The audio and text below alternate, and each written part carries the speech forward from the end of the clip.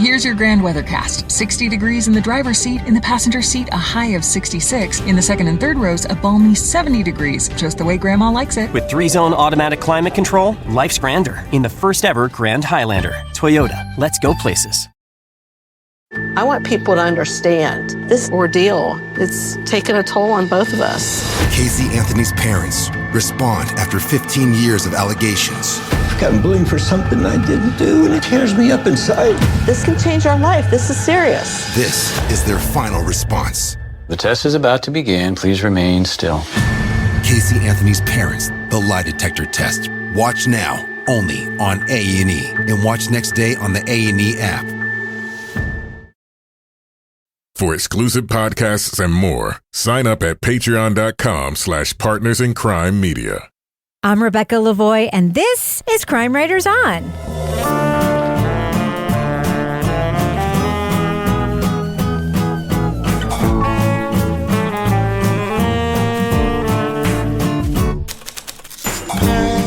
Crime Writers On is the original true crime review podcast that digs into true crime, pop culture, other podcasts. And on this episode, a high-profile crime hoax shook the city.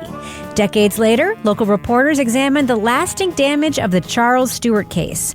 We'll discuss the Boston Globe's companion podcast to the documentary series Murder in Boston. Joining me to get that done and more is true crime author, TV journalist, and host of the These Are Their Stories podcast, my husband and love of my life, lumberjack Kevin Flynn. So you saying that because I'm wearing one of these checkered flannel? Yes. Another plaid shirt. This is 2 weeks in a row. Buffalo plaid. Oh, I've got a whole bunch. Yes, yeah. Look, we talked about this on Married with Podcast. Yes. Not to derail the whole discussion, but talked about how I'm getting a whole new wardrobe, and Rebecca always wants to buy expensive things for me, which is great. But I'm also hey, I'm just hanging out at home. I like some comfortable stuff. I went to this place that everybody knows. We'll call it it's Old Navy. New Army? Okay.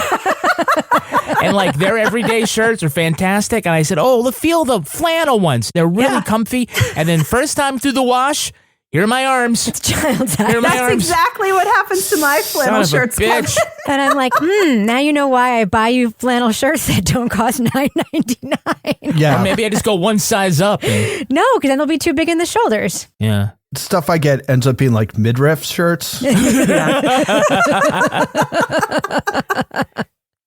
Like a boy Madonna. That's right. That's right. Even if you just upgrade a little bit to LL Bean, that shit won't happen. I'm just saying. LL Bean is good. Okay. They've got good quality. Yeah. And you could just get them at the outlet. They don't have to be $1 million, and you can still be cheap. All right, let's go to the outlet there.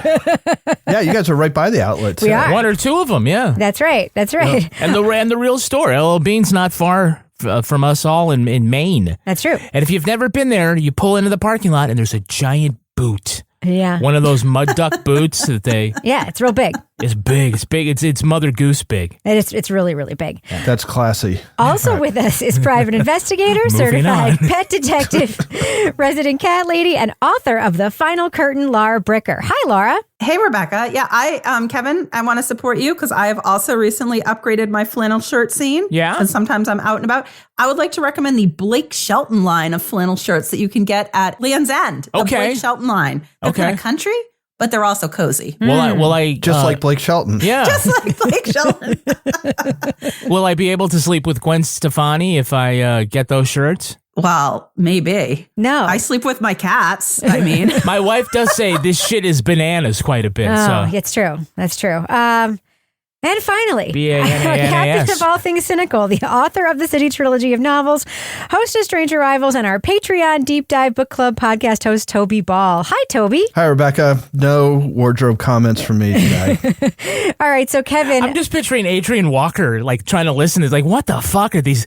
What is this? This New Hampshire Adrian Walker. God We're just all about our flannel. Meanwhile, whoever spent 7 years of my life. Some employee executive of Old Navy who's a fan of ours is like, pull the ads. God damn it. Pull the dynamic insertion ads for Old Navy. Listen,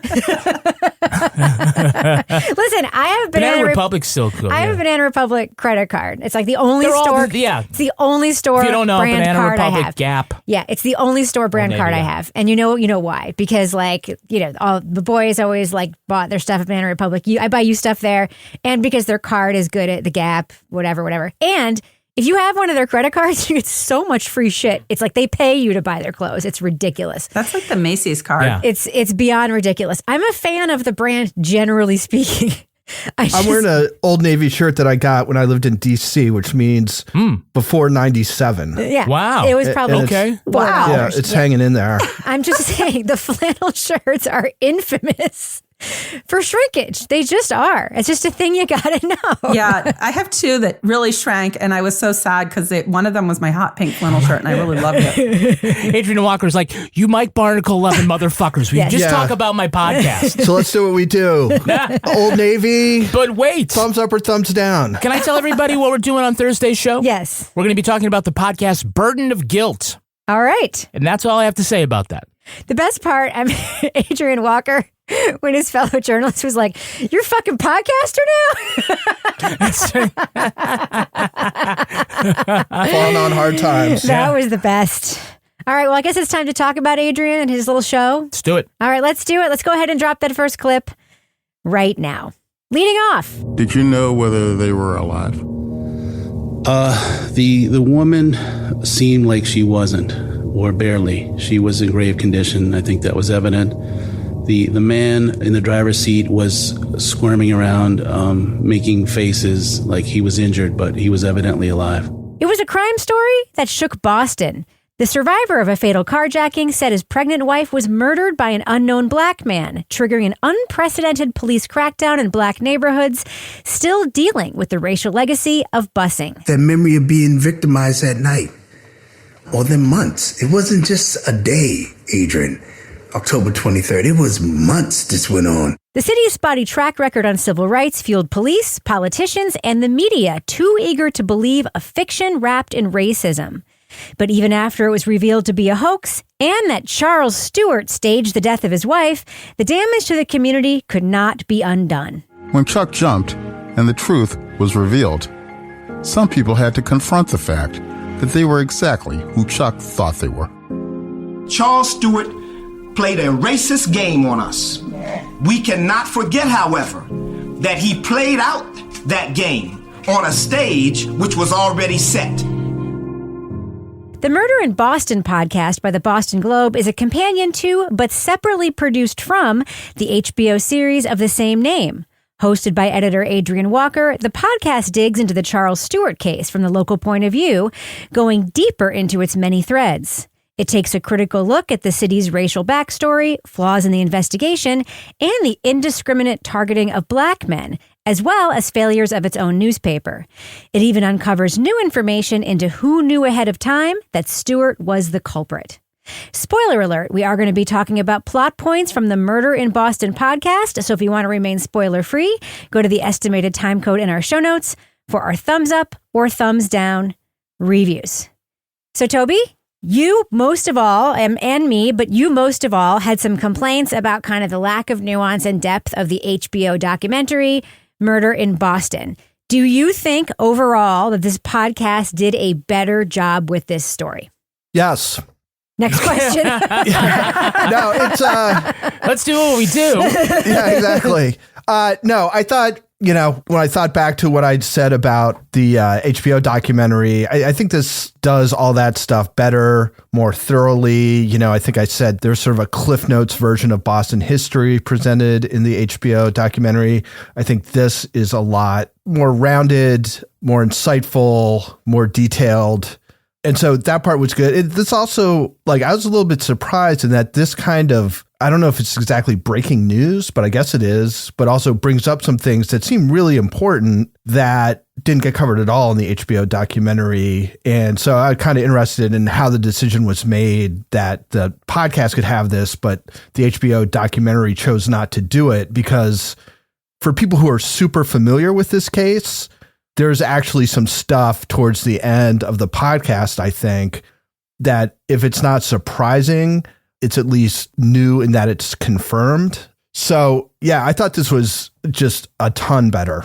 Well, my guess, Toby, is the reason why the documentary didn't have it is because it's produced in parallel, but not together. It's not a collaboration like that. Like The Line. So I think it's just that their reporters had the story. And, I think that even if this is a podcast and this project like this, newspaper editors and reporters are still somewhat competitive about keeping their exclusives tight. But you're right, it's a big development when they're talking about whatever it was, 33 people knew that Charles Stuart had been the killer before he jumped off the bridge. But this is really interesting because this is the first time we're comparing two pieces of content from mostly the same sourcing back to back.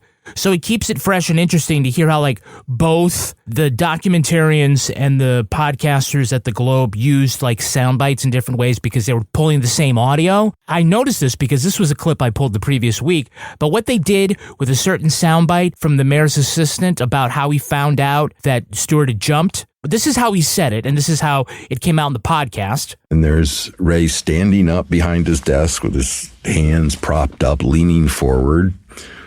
And he looked up and he said, Neil, Stuart did it. And he just jumped off the Tobin Bridge. But when they used it in the documentary, like when we saw this the week before, they added pauses in between that and with some B-roll to really ramp up the drama. And so it sounds like this. Mayor Flynn, in a way that was completely unlike him, was sort of leaning over the desk and hunched over and looked up. And he said, Neil, he did it. He said Charles Stuart killed his wife. And he just jumped off the Tobin Bridge and killed himself.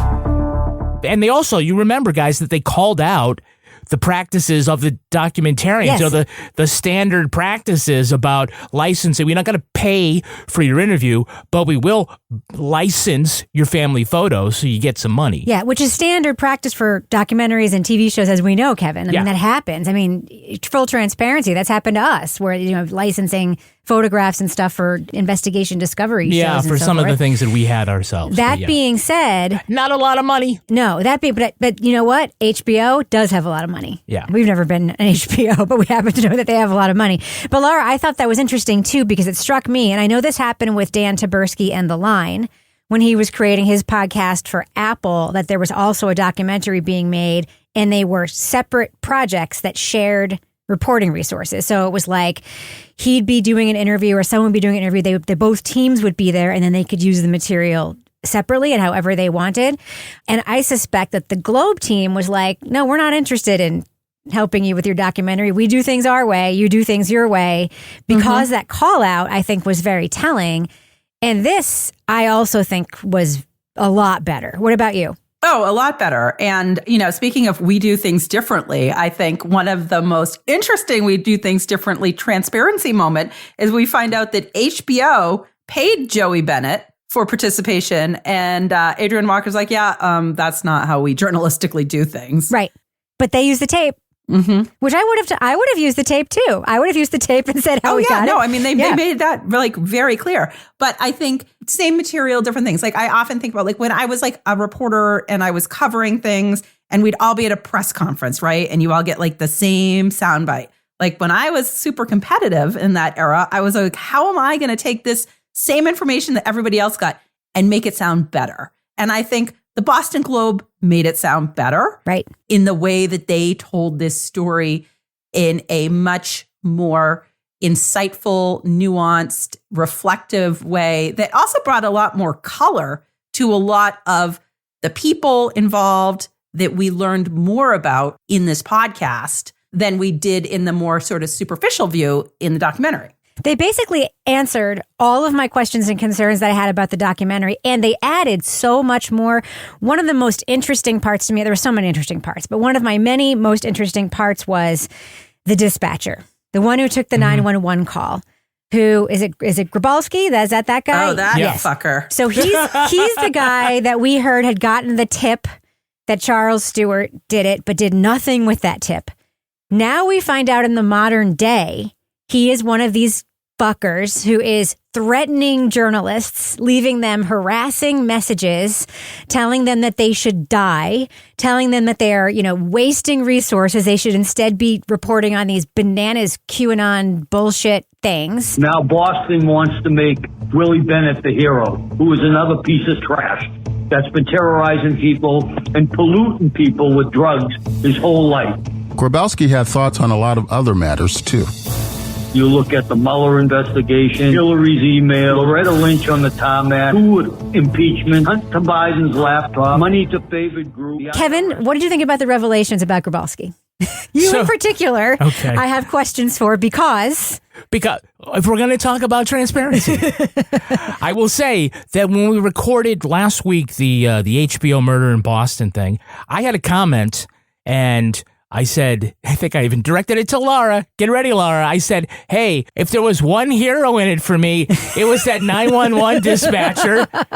Man, he did a great job. And I actually had a note later saying, I don't know if he's on desk duty because he faked his overtime, but I liked him. And I had no idea. And then I hear this, and I said, Rebecca, remember that thing? Can we do the thing we don't often do, but can we take that comment right the fuck out? Kevin, you're so fucking lucky I listened to this whole podcast before I mixed that episode. Because you do not want a reference to you saying this is your favorite person in the world. Yeah. But it doesn't just belie the fact that this guy went down the QAnon rabbit hole, but it's that there are a lot of cops, and we already know it's done, and I think we're hearing some of it, like with prosecutors, about how this is how wrongful convictions happen, because despite the plain facts, that they're still like thinking how Willie Bennett must have also been in the car then, right? Because how could we possibly have been wrong, you know? Oh, yeah. Well, there was that one cop who was still saying that he still thinks that Willie Bennett was involved. And you're like, seriously, dude? So wasn't that one of the new things, though? It's the whole, like, the evidence for a third person? Yeah. So there may have been a accomplice in the car. There's evidence that potentially points to that, which, by the way, explains somewhat Bill Dunn saying the thing that we called him out for saying last week, we'll never know who killed Carol Stuart. I had a tiny bit more context with that soundbite in the podcast. Yeah. That being said, they never provided that in the documentary. And Toby, that's another example of something that was here that wasn't in the documentary. But another thing that was here that wasn't in the documentary was something that we also talked about last week, which was backstory into Carol Stuart and the murder itself. Mm-hmm. How do you think that was treated here? Because I think that, again, that was something that you and I both expressed like some discontent with in the HBO version of the story.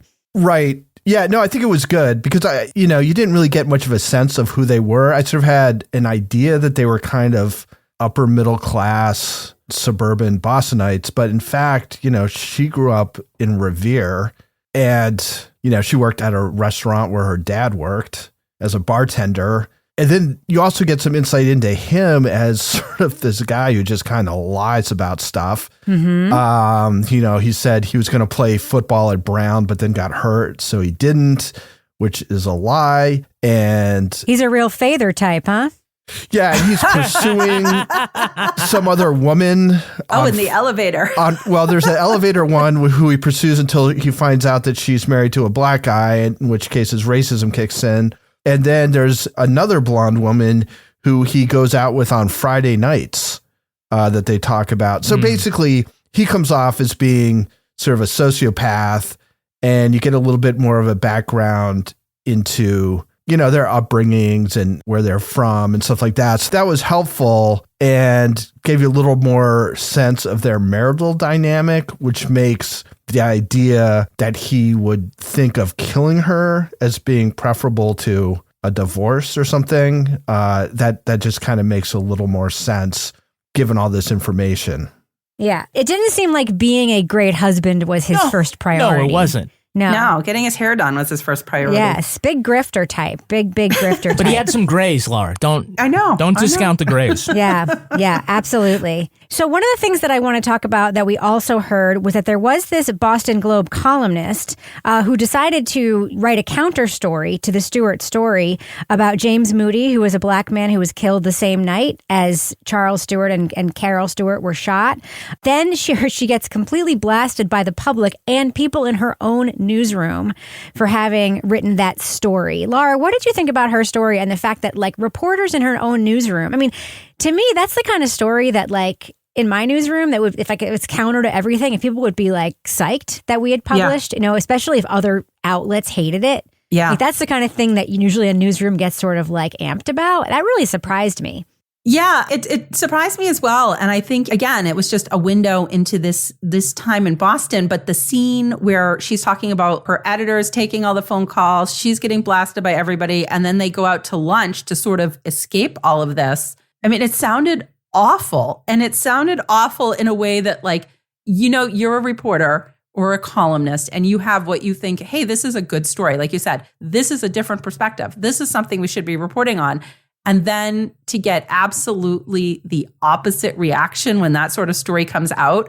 Those are the ones for me when I was a reporter that always sort of hit me in the gut, because I'd have what I thought was like, oh, this is a great story. It sort of became like clockwork. Those were the ones that always stirred somebody up in a way that you weren't expecting. But I think, you know, we hear later on also, again, from that same reporter from the Boston Herald, who also was sort of like, hey, I think something else is going on here, and maybe we should like look at Charles Stuart. And I liked that we heard more from the reporters on the ground at that time, that they all, like, more than one of them questioned what was happening. And they were talking about how they did like route drives, like, you know, like the crab crib or whatever, and felt like there were problems with the story. But I think what, you know, is frustrating is that then there is so much pushback to any other narrative because of the race card that has been thrown out there in this, in terms of it was a black man. Mm-hmm. And so, like, that's all anybody wants to hear, you know? Laura, do you know how many people subscribed to the Boston Globe after that article came out? How many?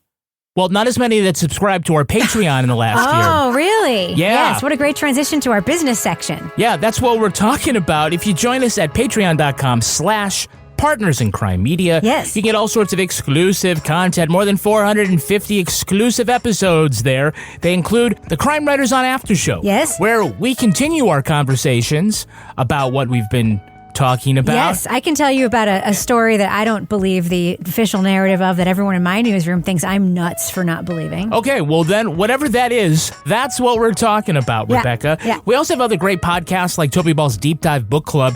If you want to get prepared for Toby's next recording, the book is called what, Toby? The Angel Makers. The Angel Makers by Elizabeth McCracken. I haven't started yet, but apparently it's about arsenic, a midwife, and modern history's most astonishing murder ring, which I think took place in Hungary, you know, a while ago. We also have a podcast called Married with Podcast, in which Rebecca and I dispense advice. One listener wanted to know what to do when she was throwing a very fancy dinner party, and a guest decided to bring her adult daughter, uninvited. And the adult daughter was not someone she particularly cared for. Also, Laura Bricker's Leave It to Bricker podcast. Laura, there's a new episode out, and you are always trying to solve mysteries in your quaint AF town of Exeter, New Hampshire. By the way, that's about 45 minutes north of the Boston Globe. It is. Well, they Constitution Ave, Moody Street, and Waltham. I forget where they're all set up there. But this is the mystery that is like the one that takes the cake for me. Which is the mystery. It takes the cake for a lot of people. I have to say, when I was out researching this episode about the, we're calling it Lunchables in trees. I know Rebecca wanted to call it the charcuterie, but it's more like hanging Lunchables. The charcuterie, though, I'm sorry. Trademark Rebecca Lavoie. I don't care if it's a shitty charcuterie. It's still a charcuterie. It is. And so it's so funny. So I went out to do some investigating. And while I was there, this park is next to the senior housing downtown. And there was this little lady sitting on the bench. And I was like, oh, and she's like, oh, what are you doing? I said, have you seen that stuff in the tree? And then she like gets up and kind of teeters over. And she's like, oh, I got to go back and tell the others about this. If you want to see something, go down to the park. So it is all the news in Exeter. Many people are now assisting my investigation, and you will learn all about it in that most recent episode. And I know Adrian Walker just hit pause on his iPhone. Yes, he picked up the phone. He's like, hey, who do we have that can get up to Exeter, New Hampshire right now? There's a whole Globe New Hampshire team now. There is? Yes. I'm going to be talking about them in the after show. Oh, okay. Well, are you their assignment editor now? Because they... Whoever that assignment editor is ought to be fired. They're related to the story I'm going to be talking about in the after show. Okay, fine. So all sorts of great stuff there on Patreon. And remember, you can try these for free for 7 days. Listen to the podcast. And also, even if you don't, you can listen to the first 5 minutes. So we give 5-minute free previews, the first 5 minutes of all the episodes. Just go to patreon.com/Partners in Crime Media. Wow. Kevin, does that send the business section? Thus ends the business section. Don't forget to sign up for our newsletter at crimewriterson.com. It's awesome. That ended the business section. I'm going to go ahead and fade that music. I'm going to go ahead and fade that music out right now. Here's your grand weathercast. 60 degrees in the driver's seat. In the passenger seat, a high of 66. In the second and third rows, a balmy 70 degrees. Just the way Grandma likes it. With 3-zone automatic climate control, life's grander in the first ever Grand Highlander. Toyota, let's go places. I never did anything to harm my daughter or my granddaughter. The test is about to begin. Please remain still. Casey Anthony's Parents, the lie detector test. Watch now, only on A&E. And watch next day on the A&E app. The friendship is sharing deal. Because I want one of your McNuggets. And I need some of your Quarter Pounder. There's a deal for everyone at McDonald's. Get one favorite like 10-piece chicken McNuggets, a Quarter Pounder, or a Big Mac, and get another for just $1. Price and participation may vary. Valid for item of equal or lesser value. Speaking of journalism, Mike Barnicle, somebody we talked about last week when we talked about the documentary. We go a little farther, I think, in this podcast about Mike Barnicle's wrongdoing at the paper. Aside from his coverage of this case, we learn a little bit more about his later career at the paper. But we also find out the Boston Globe never printed a retraction of his incorrect assertions that Charles Stuart murdered his wife because of an insurance scam. Or even a correction. And we learned that journalists today have very strong opinions about Mike Barnicle's ability to get away with stuff at the Boston Globe. Can you just tell me what you think about how this podcast, the Boston Globe, handled the Mike Barnicle part of the story? You know, he is a legacy figure at the Boston Globe itself. Yeah, it's a tough one. I mean, Barnicle, I can't believe that guy's still on TV. He seems so awful. The way I kind of saw this, right, is they give the history, and then they're like busing. Busing was the beginning of the modern Boston history, right? That's what changed everything. But there was all this like tension that gets released in '89 with this quote unquote murder. Well, it's a murder, but quote unquote by a anonymous skinny black guy in a tracksuit. And that kind of allows white Boston to sort of vent and try and reestablish sort of white supremacy in Boston. And Barnicle seems like he's part of that effort, right? Yep. It also goes to, you know, these strip searches of just random black youth who they make pull their pants down in public for their searches. You know, they just go through a litany of things that are like this, which essentially reestablish a hierarchy there. So, yeah, I mean, I kudos, because you could have just ignored the Barnicle aspect of things and gone on, because, you know, he's a columnist, and though he was influential and is still around, you could just kind of say, well, that wasn't like that big a deal. He was a columnist, but he was allowed to produce journalism during the story. Right. It was on the front page, right? It wasn't just like put in the editorial section. It was with his so-called sources, like he was allowed to produce journalism. So, yeah, I kind of saw they were willing to kind of confront the fact that they were platforming this guy who was basically trying to preserve the white power. And I don't mean like white power, like the Klan, but like white political and social power in Boston in just a very, very concrete way, more as an advocate than as a journalist. And they're still willing to put it on the front page. So I think it points to like mistakes that they made, but they're willing to kind of air it out there to kind of complete the picture, I guess. Barnicle wrote that 14-year-old Willie had an extremely low IQ, and Willie got D's in science and geography. The column read, "The man's pathetic, violent history is so much a part of the unyielding issues of race, crime, and drugs tearing daily at America that it is amazing how any black minister or black politician could ever stand up and howl in public that his arrest was a product of police bigotry and a volley of discrimination aimed at all black residents of Boston." What I thought was interesting, and Adrian points this out, is that the editor at the time, who was black, to this day is defending the paper's coverage of that story, which blew my mind. Because that says something about, I think, the legacy, and it says something about the state of journalism today and like the tensions in journalism today. You know, there are young people in journalism, people of color in journalism. LGBTQ plus people in journalism who've been saying for years and years and years and years that the construct and how journalism was built is inherently biased in its seeking of, quote, like lack of bias, right? And I think that like his unapologetic defense of the coverage of this, it's like you are completely not self-reflective about all of the failings of this, and putting Mike Barnichel's so-called journalism on the front page of your paper was a huge failing.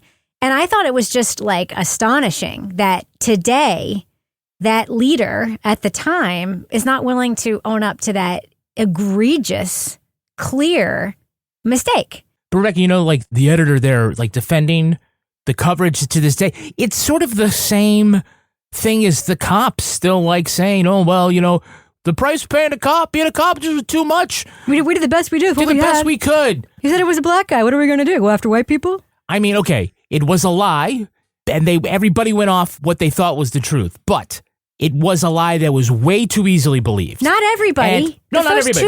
The first two detectives thought it was Chuck Stewart. No, but it was just it's shockingly too easy to just say it was a black guy, and that's all you need to know.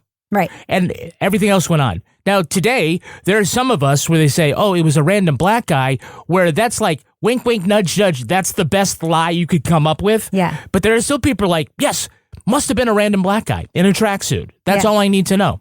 And I think what makes that even more maddening is that the Globe goes out and reinvestigates, and, you know, they dig up more stuff, and they find out that 33 people knew that Chuck was responsible before the brother went to the police. And of that, 11 of them knew the truth by her funeral. That was like 2 months before Willie Bennett is accused. And, you know, it's the day after Chuck's brother like goes with his girlfriend off somewhere and tells her. And then it's like a game of telephone and she tells somebody else. And then that leads to the tip that goes to the fucker there who doesn't follow up on it. Yes. Mm-hmm. Yeah. And he's too busy looking for Hunter's laptop. You people don't do anything. You people. I was like, oh my God, when anyone ever says you people, that's just very triggering. How dare you point out my incompetency? But I mean, it's just absolutely astounding when you see, like, yes, there are new revelations, but wait a minute, there was information at the time that was ignored. And it wasn't like one person who had this like secret they were going to take to the grave. There was 33 people who knew. See, that didn't surprise me at all. That didn't surprise me at all, because Kevin and I wrote a book about a guy who killed somebody in high school, and dozens of people knew for 20 years and did not say anything. But in this case, people actually made the report. Remember that? Like, they're like, I'm going to try to. They actually reported it. People So they actually reported it to the police. What makes me crazy is that the first two detectives suspected him and were pulled off the case. I think if you go through American history and look for examples of white people willing to let black people take the fall for crimes that they know a white person did, you're probably going to spend a lot of time like finding cases. I mean, I think that's just sort of it's a long Wikipedia page. It's a theme in our history, right? Absolutely. And just because it's Boston and it's more recent than a lot of the stuff that we think about, it's just a theme in our history. It's part of white supremacy. We talked a lot about the story about race when we talked about the documentary, and we are talking a little bit more about the new reporting, because there is new reporting here. And one thing that I want to ask you about, Kevin, is the accomplice theory. Right. So there is now this theory that I've never heard before, that there was someone in the backseat of the car, that Chuck Stewart potentially could not have shot himself in the back, and that somebody shot him in the back from the backseat of the car, and that it was most likely, if anyone, his brother, Matt, who did not receive a bag from one car to the other, but was in fact the shooter, maybe in the backseat of the car, shot Carol and then shot his brother in the back, and then, you know. Yeah. What do you think of that idea? I mean, we heard doctors say it was not possible. Then we heard another doctor say, I don't know if we heard a doctor say it was maybe possible. I don't know, but it was like, it seemed like pretty convincing that it is certainly potentially true. A couple of witnesses said they saw someone in the back seat and they were never listened to. Yeah. I mean, there are some problems with that theory. If you're going to say it was Matt, just that, like, why would Matt come forward while his brother was still in legal jeopardy without incriminating himself? If his better angels came to him, why not make a full confession? Doesn't mean that he wasn't lying or whatever, but I certainly didn't think, well, I guess so. I mean, we know it was true. We know that Charles Stuart gave the gun and the purse and all that stuff to somebody, and we know it was Matt, and he said right where you would find the gun, and they found it there.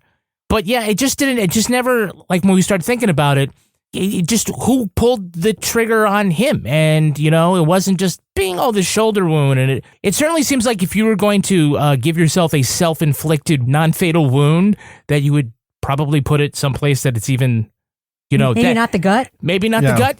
Maybe not something that you wound up in the hospital for 2 weeks or whatever, however long it was. Yeah. I don't know. It's an interesting point, though, that Matt would confess to that part of it, because then how does he know that Chuck isn't going to be like, no, he pulled the trigger? He did, in a way, he did have an accomplice, and it was Matt. But to the extent that Matt and or a fourth person, or the third person got involved, I don't know, somebody had to pull the trigger.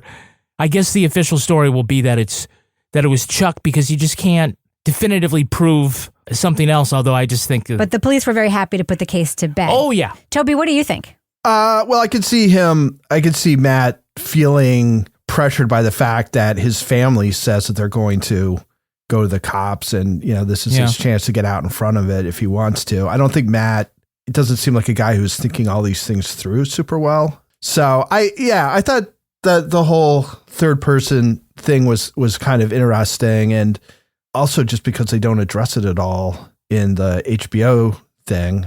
Not that I have any need to defend that guy Dunn, who it seems like he's horrible, but they do kind of run that quote, as you said earlier, Rebecca, without the context of there being people who actually believe that there was a third person in the car. It just sounds like him being like stubborn and being like, well, I still think it was a black guy. Yeah. He says we never had a chance to say Willie Bennett didn't do it. Yeah. We don't know for sure who shot Carol Stewart. That's what he says. And in the context of not knowing that there may have been another person, it just sounds like he's saying Chuck Stewart wasn't involved, which is a bananas thing to say. Yeah. Without that other piece of information. Or just the one thing where he's clinging to the idea that, no, maybe it really was Willie Bennett. Yeah. Also, by the way, another piece of information comes out about Bill Dunn in the podcast was that he was accused of sexually assaulting a teenager while being a cop. Yeah. Was cleared in an investigation, but I don't think it's insignificant that there were complaints against him when he was a cop. We know that a lot of complaints against cops are investigated and cops are cleared, but complaints are complaints. I'm glad how he says that he forbids his grandchildren from going into the city, because apparently he's just stepping right over the parents. And I'm the one who's in charge here. Yeah. You ain't going to that city. I don't like him more. Don't go to Back Bay. Yeah. Don't go to Mattapan. There's some pretty Boston Don't quotes. go to the Quabbin Reservoir. Don't go to Medford. Let me just say there's some pretty Boston quotes from Bill Dunn in this podcast, including in episode 2 when I almost did a spit take at something he said, which was straight out of Gone Baby Gone. He says something and I almost called you on the phone, Kevin, to be like, fast forward to the so-and-so mark. And do you want me to include it? Yeah, let's include it. I'll just go ahead and beep out the word. Are you kidding me? People got to be fucking retarded to believe that. That don't happen in Russia. They said there was a siege on Mission Hill, cops riding through with horses. If there was horses up there, they were stepping on needles, so they wouldn't have last long. Huge RV hogging the right lane. Oh, here comes the new Toyota Grand Highlander. That's the Cooper family. Look at them go, Jim. The Coopers are in the clear. With available 362 horsepower hybrid max powertrain, life's grander in the first ever Grand Highlander. Toyota, let's go places. I never did anything to harm my daughter or my granddaughter. The test is about to begin. Please remain still. Casey Anthony's Parents, the lie detector test. Watch now, only on A&E. And watch next day on the A&E app. The friendship is sharing deal. Because I want one of your McNuggets. And I need some of your Quarter Pounder. There's a deal for everyone at McDonald's. Get one favorite like 10-piece chicken McNuggets, a Quarter Pounder, or a Big Mac and get another for just $1. Price and participation may vary. Valid for item of equal or lesser value. All right, let's do what we do. Let's let our listeners know, should they check out the Murder in Boston podcast from the Boston Globe? Laura Bricker, what do you think? Thumbs up or thumbs down for this podcast? Yeah, I'm going thumbs up on this. The documentary sort of stood on its own. Like I said, it covered it well. It looked at it from a different angle. But, when you think of the Boston Globe, think of that movie Spotlight. We know that the Boston Globe has a reputation for investigative reporting. They have really tremendous sourcing throughout their newsroom with people that have been there for a long time. We hear our host, Adrian Walker, has been there. I can't remember, was it like 36 years, 35 years? Long time. So people with institutional knowledge of the city, the people. And I think what was good about this one, we heard more about all of the people that were involved. Like we hear about Willie Bennett, who, by the way, robbed a paraplegic and took his legs. That was a little detail that stood out to me. But we also hear about their new investigation of this case. And I won't give any spoilers, but I'm going to say, I think a lot of really interesting information comes out in the Globe's new investigation looking at this case and still looking at it through the lens of race and how race played a role and continues to play a role in policing and how cases are investigated. You know, I just think this was really well done. It was super interesting, and it is a thumbs up from me. Toy Ball, what do you think? Thumbs up or thumbs down for the Murder in Boston podcast?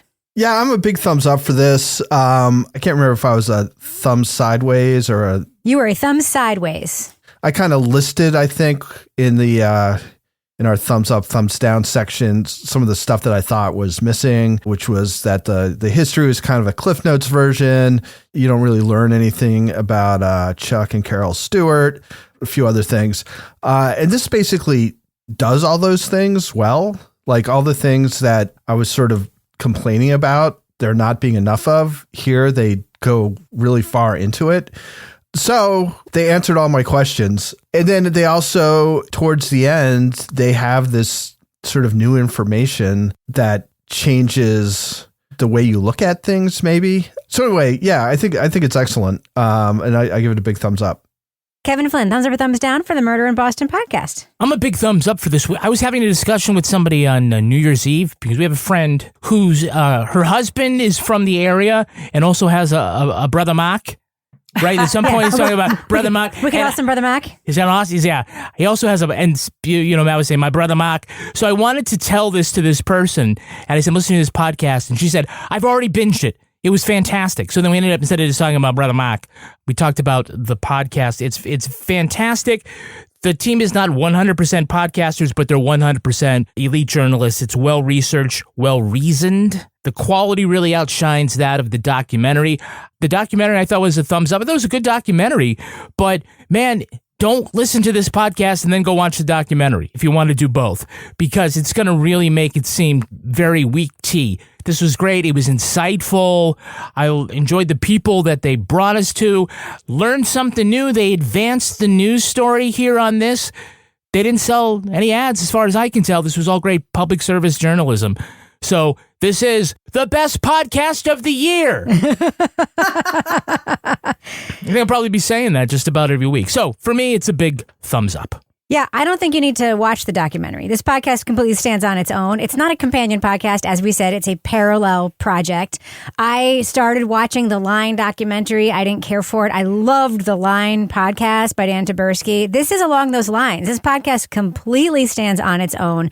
It is 6 or 7 times better than the documentary in terms of the journalism, in terms of the sourcing, in terms of how much further it takes the story. And the journalism angle itself is fantastic. The fact that it actually gathers news is fantastic. And, you know, they're missing some sources here, but they explain why they're missing the sources, and they do really well without the sources that they can't get. And it's so funny. Adrian's colleague says to him, what, you're a fucking podcaster now? Yeah. Adrian, hate to break it to you. You're a fucking podcaster now. You made a great podcast. And I agree with Kevin. It's the best podcast of the year so far. So yeah, huge thumbs up for me for the Murder in Boston podcast.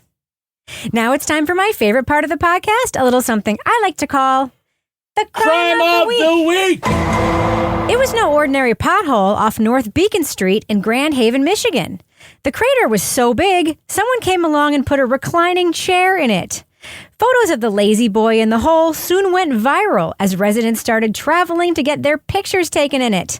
After the recliner disappeared, people started bringing more furniture to replace it. The pothole soon had a blue armchair, a hi-fi stereo, and its own Christmas tree. The city says they weren't the ones who removed the famous recliner, which was later spotted on Facebook Marketplace for $1,000. Good deal. Officials say the pothole may be a viral sensation, but it's on a private road and isn't responsible for maintaining the asphalt. They say they'll reach out to the property owners to discuss options for fixing the road. Panel, the recliner is gone. The armchair might vanish too. What should they do next to redecorate this giant pothole? Laura Bricker, what do you think? I think they should hang some Slim Jims and string cheese. And that would be a nice touch. What do you think, Toby Ball, they should do to redecorate this giant pothole? Beer fridge. What do you think, Kevin? You should put a little dock out there so young kid in blue overalls can put his bamboo fishing pole out there and eat his bologna sandwich and spell the name out. I know a broken Samsung convection range that might look great. Oh, yeah. In that pothole. Oh, that's a good one, Rebecca. Just saying. That's going to do it for us. But Laura Bricker, if folks want to reach out to you to commiserate over your appliance issues, how can they find you on social media? You can find me at Laura Bricker on Twitter. And if you have a brand of induction stove that you really like, you can tweet it to me because I would like recommendations. Toy Ball, how about you? How can you be found online? At TobyBallNH. Kevin Flynn, what about you? I'm at Kevin P. Flynn. And if you want to follow me everywhere, you can find me at Reb Lavoie, especially Twitter and Instagram.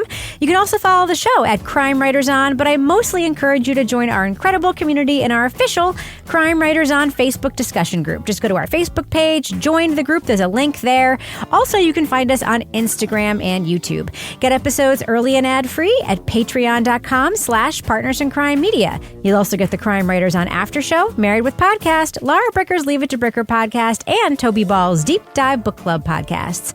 Our theme song was composed and performed by Ty Gibbons. Our line editor is the wonderful Livy Burdett. The executive producer of this program is Kevin Flynn.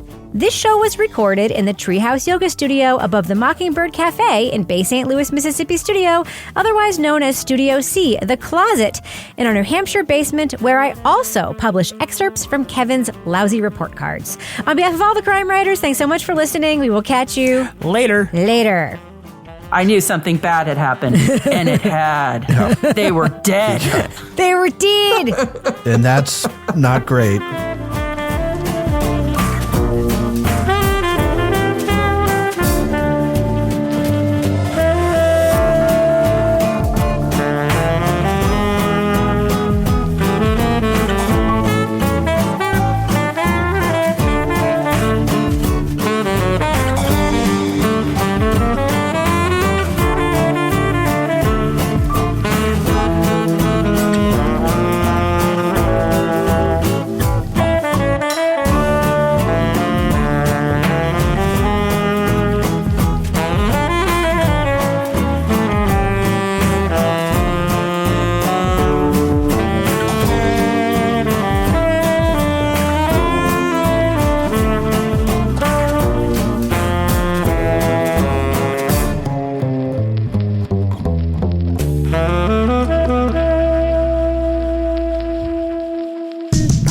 In crime media.